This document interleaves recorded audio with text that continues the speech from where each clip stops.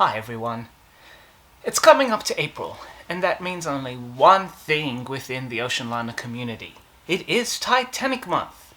And so, to celebrate April, and indeed the Titanic, we will be reviewing a Titanic book for every week throughout the month of April.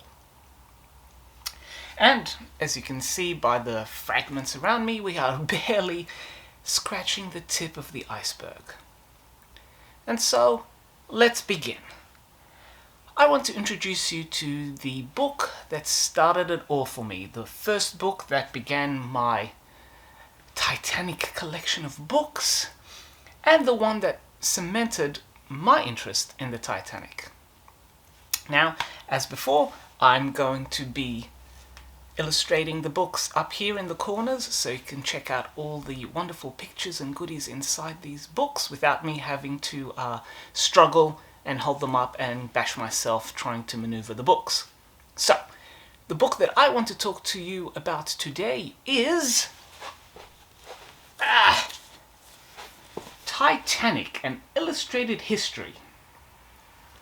Now, this book, which is a joint effort by Don Lynch, Ken Marshall, and Robert Ballard, was, for me, and I trust for many others, the single book that helped to introduce people into the world of the Titanic. Indeed, it was this book that James Cameron used to help pitch his movie.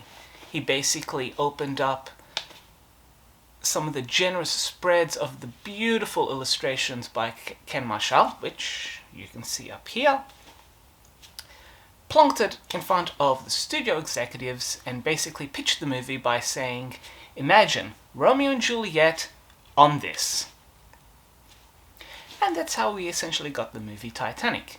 Indeed, there are many scenes that echo some of the beautiful illustrations that are in this book.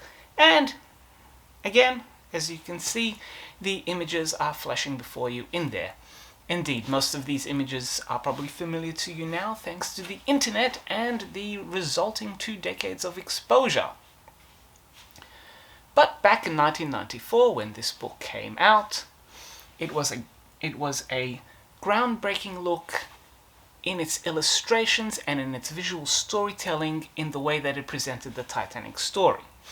We already had the landmark A Night to Remember, which brought together the first-hand accounts of Titanic survivors in a definitive way, and was also made into the fantastic 1958 black and white docudrama. So while the Titanic literature has been extensive, this is the one book that brought it together into a beautiful, lavishly illustrated package, introduced the book to a new audience, and basically completed the story of the ship from its construction through to its discovery and the state of the wreck today. And with that, the book basically covers every aspect of the ship. It is a broad look at the ship, its details, its accommodation, the passengers, the crew, the events of the fateful night of April 14, 15, 1912, the survivors, and the eventual discovery and the condition of the wreck. By being a broad brush look, it is just that. It takes everything and uses the extensive illustrations to convey all the information, particularly with the fittings and the design aspects of the ship. The text flows well. It is an easy coffee table book to read and digest. Of course, the main star of this are Ken Marshall's absolutely exquisite illustrations, which continue to define the memory of Titanic and how the people who enjoy and who are fans of not just the movie but the ship and the event itself visualize the ship and visualize the era in which that ship lived.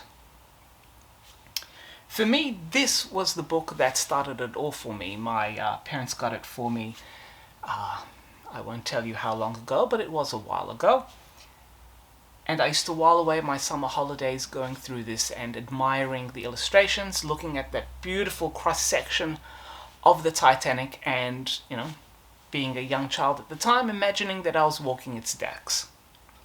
So the nostalgia element for me means that I would give this book a 5 captain's hats. I would give it 10 if I could, but we're limited to 5. Because when viewed from its target audience, it is fantastic at everything. And its effect on maritime literature is still felt today. I mean, it was the blueprint for one of the most successful movie blockbusters of all time, which in turn was a major factor in the rejuvenation and the introduction of Titanic to a whole new generation of ocean liner fans. So its contribution cannot be denied. And so I am going to give it a 5 captain's hats. There's just no ifs and buts. As an introduction, it is stunning. As a visual history, it is stunning. As a coffee table book, it is stunning. And so there you have it. 5 captain's hats for the book that, for me, cemented my obsession and my interest in ocean liners, and especially the Titanic, and was the first stepping stone to the generation of this still growing library of books about liners, and indeed of many other subjects.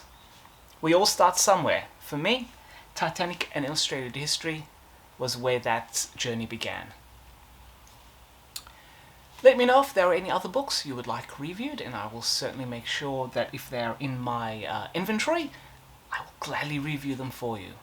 So, until next time, enjoy and happy reading, everyone.